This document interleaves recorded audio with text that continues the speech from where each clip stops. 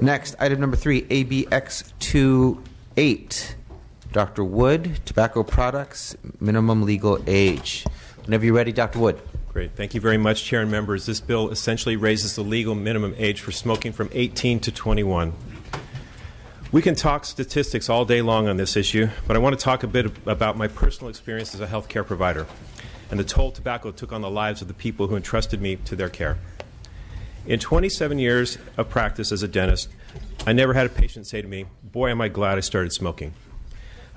Indeed, nationwide, 90% of smokers wish they had never started. I saw oral disease progress before my eyes. I saw tooth loss, yellowing of teeth, significant decay, gum disease, and yes, oral cancer. In addition to nicotine being a highly addictive substance, the continued constriction it causes blood vessels in the oral cavity is what leads to poor circulation, gum disease, and ultimately the loss of teeth. I want to spend just a minute on smokeless tobacco, which is common among youth, particularly in the more rural areas of our state and the district that I represent. The constant irritation to the area of the mouth where the wad of tobacco is placed can result in permanent damage to gum tissue, precancerous tissue changes, and oral cancer that can invade the bone. Injured gums pull away from the teeth, exposing root surfaces and leaving teeth susceptible to decay. Receding gums and the erosion of bone that supports leads to tooth loss. Seeing young people whose oral health is being destroyed by tobacco is tragic, and knowing that continued use will, at a minimum, lead to thousands of dollars of restorative dental care, potential disfigurement due to bone loss. At worst, tobacco leads to oral and systemic cancers, requiring treatments in the tens of thousands or hundreds of thousands of dollars, and that treatment leaves an impact on a person's quality of life. Ironically, my younger patients who had been educated about the problems related to smokeless tobacco often insisted on an oral cancer exam, something we routinely did for all of our patients. Even with their health concerns, the addiction is so strong, it's really, really difficult for them to stop. But back to smoking. I saw patients who were good friends fight cancer, heart disease, emphysema, and lose their battle to stop smoking. The addiction is so great that many of them, even during radiation, chemotherapy, just can't quit.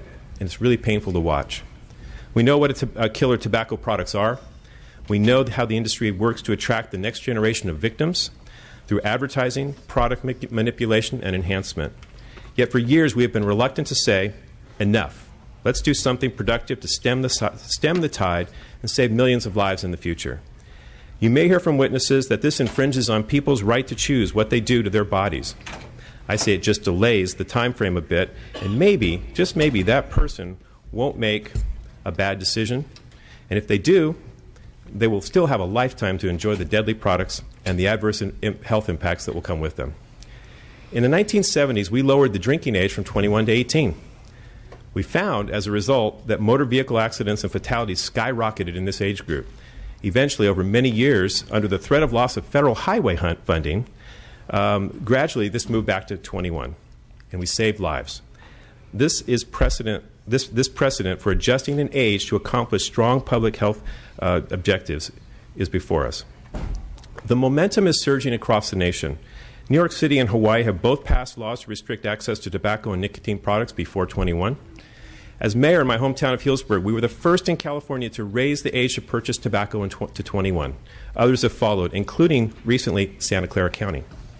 In July 2015, the CDC released a study that concludes that 75% of adults favor raising the tobacco age to 21, and that includes 70% of smokers. The small city of Needham, Massachusetts took a bold move in 2005 and restricted the sale of tobacco products before the age 21. While many thought it was a symbolic effort, the results over the next few years surprised people. Over the next 5 years, in the 29 suburbs surrounding Boston, there was a slight decrease in the amount of teen smoking.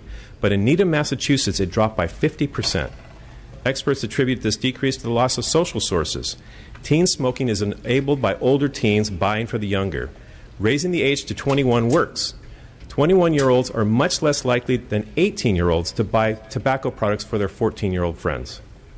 I'd like to thank you for the opportunity to present this bill. Here with me today are Beverly May with Tobacco Free Kids and Dr. Don Lyman with the California Academy of Preventive Medicine in support of the bill. Thank you. Chair Bonta and committee members, my name is Beverly May. I'm here today on behalf of the Campaign for Tobacco Free Kids. We are pleased to submit this testimony in support of California's efforts to reduce tobacco use, particularly among youth. Can you press the button on your mic? It's on. It's on. Can you hear now? Okay. Yes, much better. Thank you. Okay. The Campaign for Tobacco for Kids is the nation's largest nonprofit, non-governmental advocacy solely devoted to reducing tobacco use. Tobacco remains the nation's #1 preventable cause of premature death and disease. Raising the legal age for the sale of tobacco products to 21 complements California's current tobacco prevention and control efforts and is an important step that will protect youth and young adults from the unrelenting efforts of the tobacco industry to addict them to a product that will kill 1 in 3 of them. Earlier this year, the Institute of Medicine, one of the most prestigious scientific authorities in the world, concluded that raising the tobacco age to 21 will have a substantial positive impact on public health and save lives. The IOM found that raising the tobacco age will significantly reduce the number of adolescents and young adults who start smoking, reduce smoking-caused dust, and immediately improve the health of adolescents, young adults, young mothers who would be deterred from smoking, as well as their children. Raising the tobacco age is popular with the public, as was mentioned before by the sponsor, by a poll that was, or a study that was released by the Centers for Disease Control. Raising the age will help protect our youth from a lifetime of addiction to a deadly product. 95% of adult smokers begin smoking before they turn 21, and about 80% first try their first cigarette before age 18. I think it's really important. A couple things I want to cover in my last minute here is we talk about the military. The minimum age of military service does not equate to readiness to enlist in a lifetime of nicotine addiction. Tobacco is bad for military preparedness, and the Department of Defense has stepped up efforts to help service members quit. In addition to harming troops' health, tobacco use is a huge financial drain on the DoD and VA healthcare systems. The DoD spends more than $1.6 billion each year on tobacco-related medical care. I will end by saying it is important to remember that the age 18 is not the age of majority for everything, from buying alcohol to running for certain political offices, and so on. The appropriate age for various activity is based on evaluating risk and other factors. Tobacco use is addictive. It's deadly activity, and most people never make that choice to smoke as an adult. The industry targets young people, and that is who starts smoking. The policy will help protect them. We urge swift passage. Thank you very much. Thank you. Mr. Chairman, members, good afternoon. I'm Dr. Donald Lyman. I'm here representing the California Academy of Preventive Medicine, which is in support of the statute. I'm recently retired from the Department of Public Health, State's Department of Public Health, where I ran the tobacco control program. This is a very successful program. We have cut the adult smoking rate by 50%, from about 22% down to about 11-12%. We've also cut the amount of tobacco consumed by about 80%. It's just wonderful. Concurrently, 25 years later, we have cut the lung cancer rate in California by about 25%. That's spectacular. This is like a vaccine against cancer. It's very nice. Now, in the statute which authorizes this program, don't think of the vaccine bill. No, don't go there. Now, in the statute for this program, you have required us to reduce the adult smoking rate to 7%. We're now at 11 to 12%. And we're heading that way, but we've run into a big problem. It's the tobacco industry.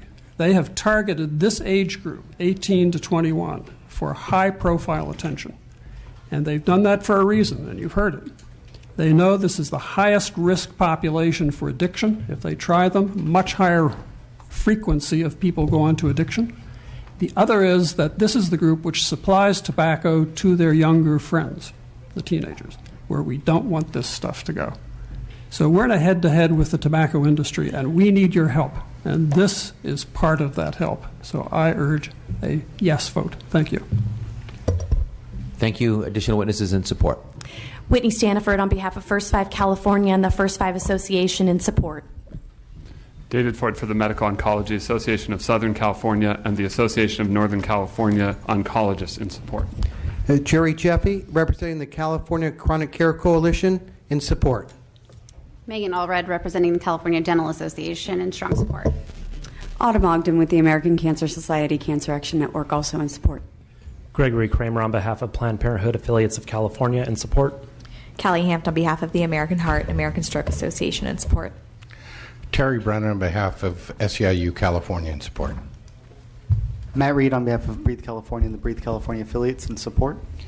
Gary Cooper on behalf of the Oral and Facial Surgeons of California, in support. Lindsay Freitas with the American Lung Association, in support. Tim Madden, representing the California chapter of the American College of Emergency Physicians and the California chapter of the American College of Cardiology, in support. Sawait Sium on behalf of Health Access California, in support. Vanessa Kahina on behalf of the California Society of Anesthesiologists, in support. Alicia Sanchez with the California Medical Association, in support. Amber King with the Association of California Healthcare Districts, in support. Kimberly Chen with the California Pan-Ethnic Health Network, in support. Brandon Roberts with the Health Officers Association of California, in support. Justin Garrett with Marcia Dimes, in support. Farrah McDade Ting with the California State Association of Counties, in support. Sean South, the California Primary Care Association, in support. Jasmine Gordon on behalf of the California Black Health Network, in support. Lydia Bourne, American Academy of Pediatrics, in support. Michael Radigan on behalf of the Board of Supervisors, Santa Clara County, in support. Seeing no additional witnesses in support, witnesses in opposition. Please come forward.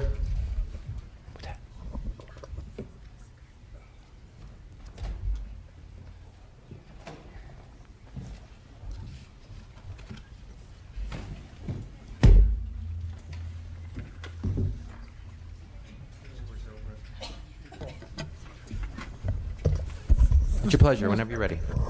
Mr. Chairman, members, my name is Pete Conity. I'm a retired Army officer and spent 21 years in the Army, a tour in Vietnam, where I spent a lot of time trying to stomp out or stop our servicemen from using marijuana so they could remain alert. So this is an interesting journey. I represent the American Legion, the American Veterans, the Vietnam Veterans of America, the Military Officers Association, the Association of the United States Army, the Fleet Reserve Association, the Military Order of the Purple Heart, and the Jewish War Veterans. And we are opposed to this legislation for reasons stated in the analysis. But I'm old enough to remember when there were only about 2 states where our servicemen and women could vote at age 18. All other states were 21. And the movement during the Vietnam War was, if you're old enough to fight and die for your country, you ought to have a say in who we elect. And so every state has passed legislation lowering the voting age to 18. But now we're going to take that right away from our military forces in the state of California and raise the age to 21. California has more active duty military, reservists, and National Guard than any other state. And they have their dependents here. And contrary to previous testimony, being in the military is more dangerous to your health than smoking. So these people are adults that are willing to put their life on the line for their country, and they ought to be able to go buy a pack of cigarettes if they want to. Thank you. Good afternoon, Chair and distinguished members of the committee. Again, this will be the last time you'll hear from me today. My name is Gregory Conley on behalf of the American Vaping Association. I'd like to bring something to your attention as a resident of New Jersey, which is one of the, I believe, 4 states that had previously raised the age to buy tobacco to 19, which I think is reasonable and does do an effective job at keeping tobacco out of high schools. I turned 19 approximately a couple weeks before the law went into effect. So I was 19 and I could legally buy cigarettes. Meanwhile, my friends who were 18, who, let's say on Monday, they could go into the store and legally purchase cigarettes, tobacco, e-cigarettes, whatever they wished. The next day, all of a sudden, it became a crime for someone to sell them a tobacco product. I would strongly encourage you to at least, if you're going to do this, I'm not going to be able to change your minds, I recognize that, but grandfathering in existing legal smokers, you hear these groups that talk about how the reason why these 18-year-olds and 19-year-olds are smoking is because they've been targeted, and they've been targeted for addiction. Well, have some sympathy for the 18, 19, and 20-year-olds.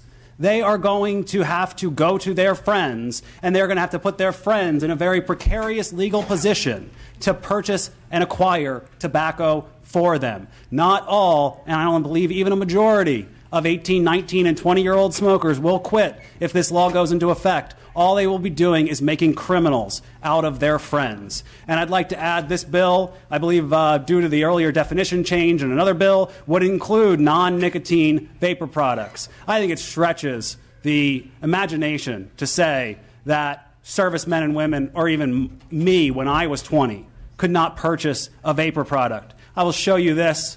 I would pass it around. This is tobacco-free snuff, nicotine-free snuff. It comes in cherry.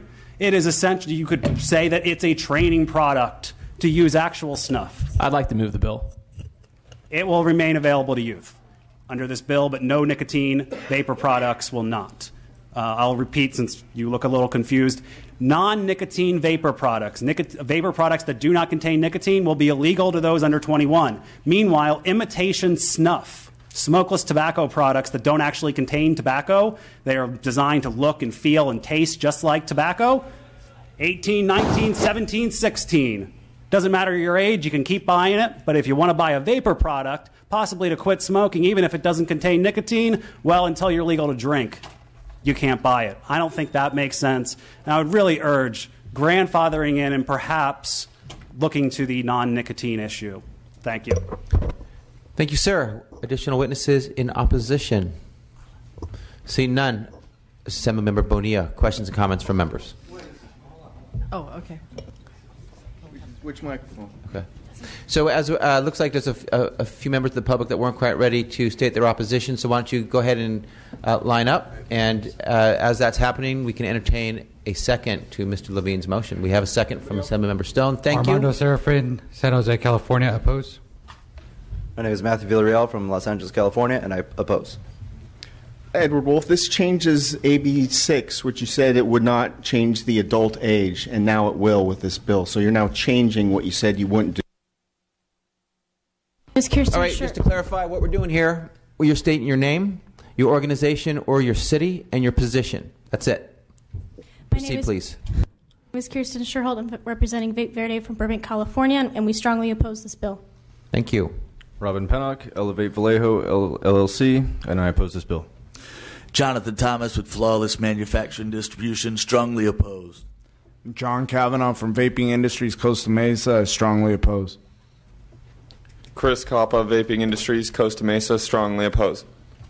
Daniel Salazar, Army Vet, strongly opposed. James Lewis, Small Business Owner, opposed.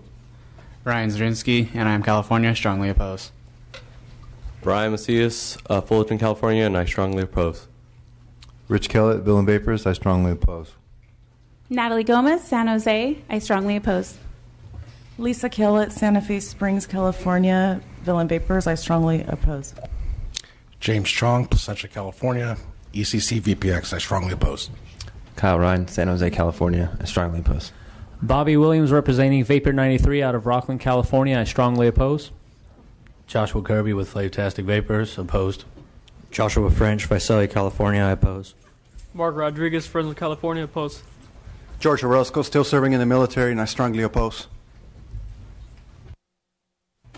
Thank you. Seeing no additional witnesses in opposition, Assemblymember Bonilla. I noticed in the analysis the opposition about the military, and isn't it true that on military bases, servicemen can drink wine and beer? Is that correct? If they're not before they're 21? No, that is not correct. The drinking age on military bases is 21, but perhaps we will try and change that next year. Well, that's interesting because because I was thinking looking at the consistency if that was the case, but it isn't the case. I mean, I certainly understand the frustration in that environment around the age being 21. I think it's something that's worth looking at. I understand. I support the bill. I understand all the risks. But when we start talking about risk and we're talking about our young men and women serving in the military, there's a little irony there that I think makes it a more difficult discussion. So I think that I support the bill, but I think it's something we really do need to look at. It's an exception that I think is understandable to make. Thank you. Any other members with questions or comments? Thank you. Seeing none, we have a motion. We have a second. Dr. Wood, would you like to close? Yeah, I'd just like to address the issue around military service because it's come up a couple different ways. So, indeed, we can send a person to war at 18. But that, in my mind, doesn't mean that we shouldn't be trying to protect them in other ways. Many of my patients who were the heaviest smokers were often veterans. And maybe that's because it was so much easier and cheaper to get tobacco products in the military than it is anywhere else. I love my country. I'd do anything for it. I'd protect it, including going to war myself so that my son wouldn't have to go, who's 19 years old. And if I could change the age of military service, I'd do that too, but I can't do that. Those eligible for military service cannot legally drink until you're 21 years old. You can't rent a car until you're 25. So what does that tell you about how the insurance industry assesses risk and a person's judgment and their age of maturity? So I don't buy it. I think that unfortunately a lot of the veterans that I have seen that have been the heaviest smokers have also had the heaviest health impacts, and we quite frankly are paying for all of that. So why wouldn't we want to help curb that habit? Why wouldn't we want to protect our children from this deadly product? And so I think the time to act is now. Let's move this policy forward. Let's save lives. And let's save the needless suffering. And let's save the state of California a lot of money in the long run. So I ask for your aye vote, and I thank you for your attention. Thank you, Dr. Wood. We have a motion. We have a second. The motion is due pass to Finance. Madam Secretary, please call the roll. Bonta? Aye. Bonta, aye. Mainshine? Baker? No. Baker, no. Bonilla? Aye. Bonilla, aye. Campos? Aye. Campos, aye. Garcia? Levine? Aye. Levine, aye. Mays? No. Mays, no. Santiago? Aye. Santiago, aye. Steinnorth? No. Steinnorth, no. Stone? Aye. Stone, aye. Thurmond? Aye. Thurmond, aye. Wood? Aye. Wood, aye.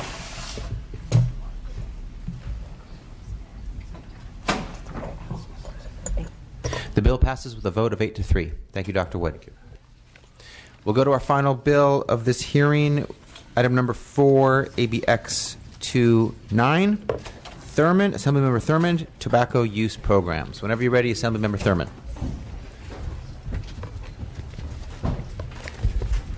Thank you, Mr. Chair and members. And let me start by saying that I accept the amendments suggested on page 5 of the committee analysis. It's my honor to present AB 2X9, the Tobacco-Free Schools measure. We spent the afternoon talking about a central theme, keeping tobacco out of the hands of young people, from being used by young people, and from having our young people become addicted to tobacco use. I can't think of a place more important than our schools to make sure that we drive home that message. And this bill would require all of our schools to maintain tobacco-free campuses for students and for those who work on or who visit our campuses. We have no statewide prohibition against smoking on K-12 school campuses.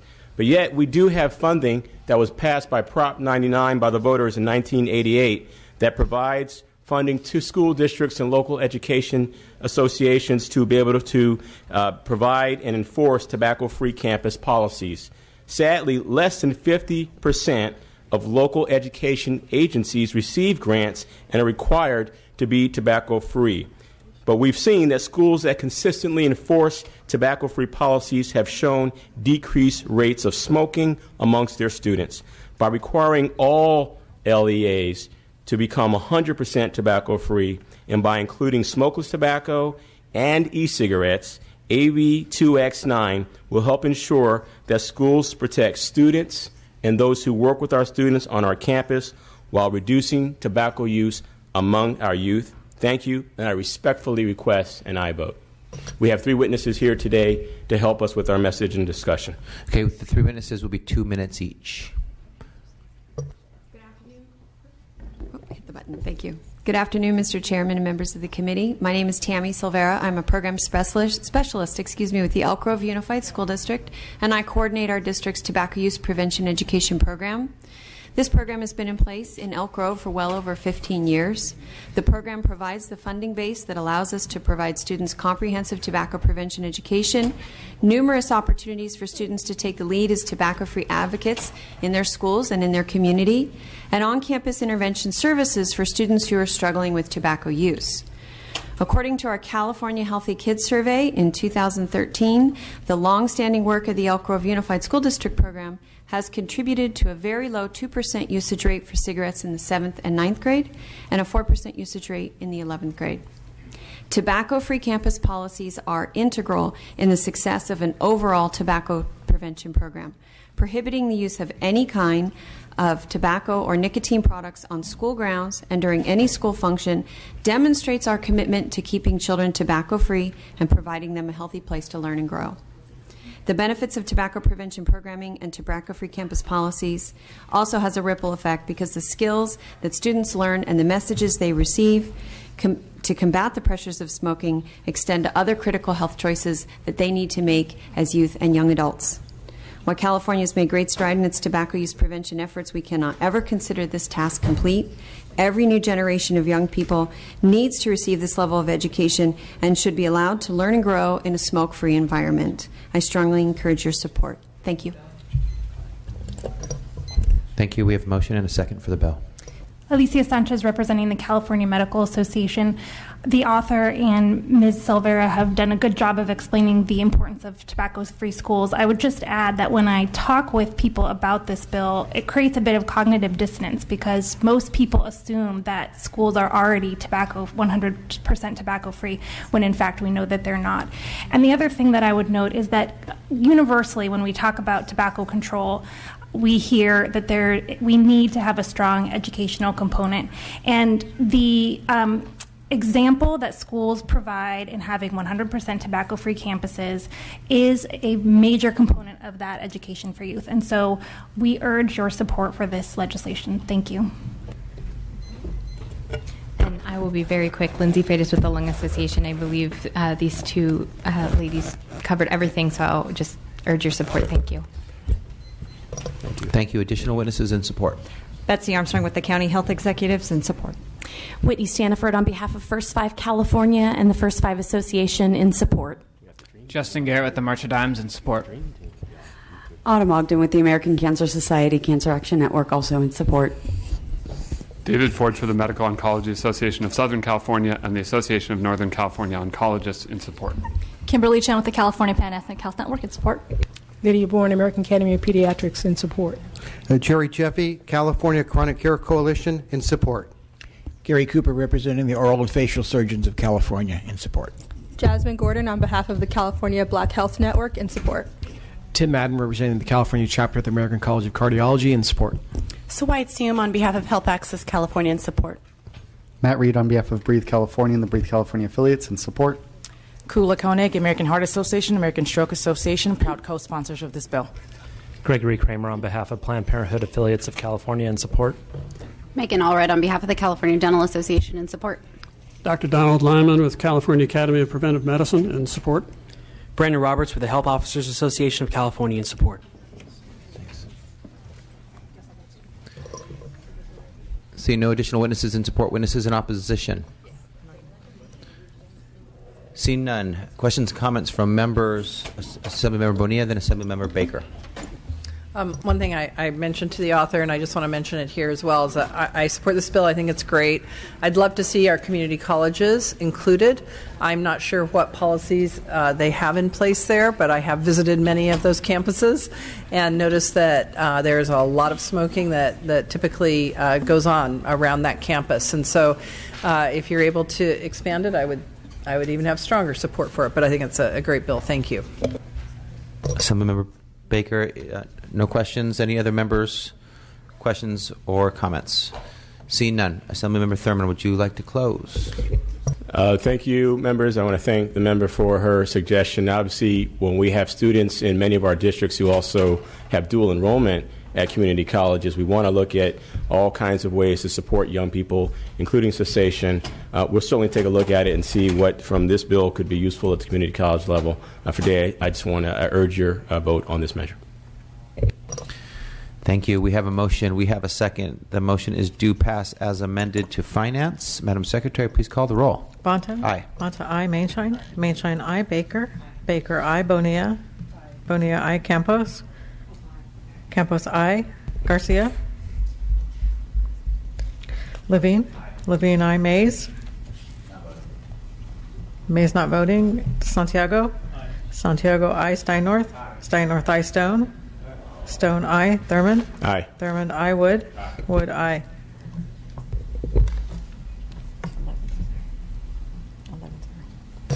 Motion passes 11-0. Thank you, Mr. Thurman.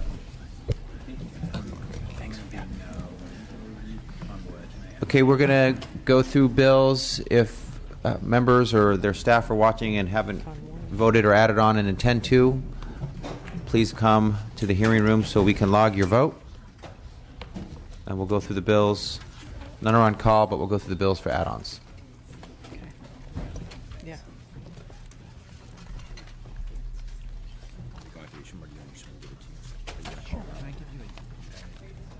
I'm going to go no in this area. Okay. Okay. Thank you.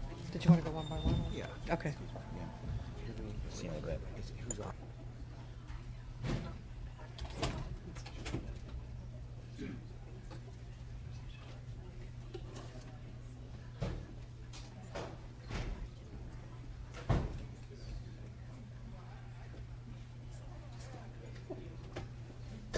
Our first item is item number 1 for add-ons ABX to 6.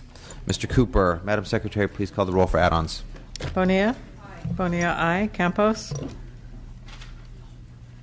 Mays? No. Mays, no. Stone? Stone, aye. 10-2.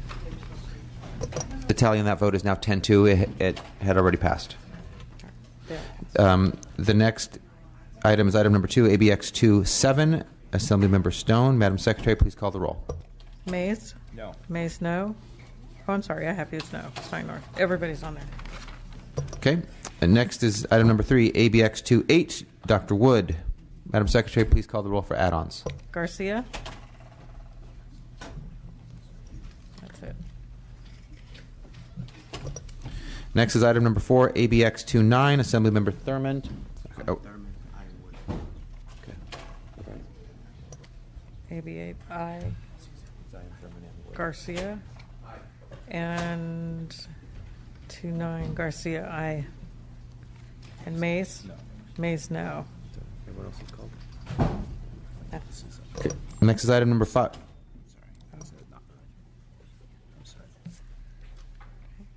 That's 12-0 for item number 4.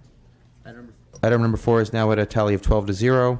Item number 5, ABX 210. Assemblymember Bloom. Madam Secretary, please call the roll for add-ons. Mainshine? Baker? Oh, I'm sorry, there was no's. Mays? No. Mays, no. Stone? Stone, aye. It's 9-4. That votes at 9-4. Final item is item number 6 for add-ons, ABX 211. Assemblymember Nazarian. Madam Secretary, please call the roll. I have everybody. Oh, we have everybody.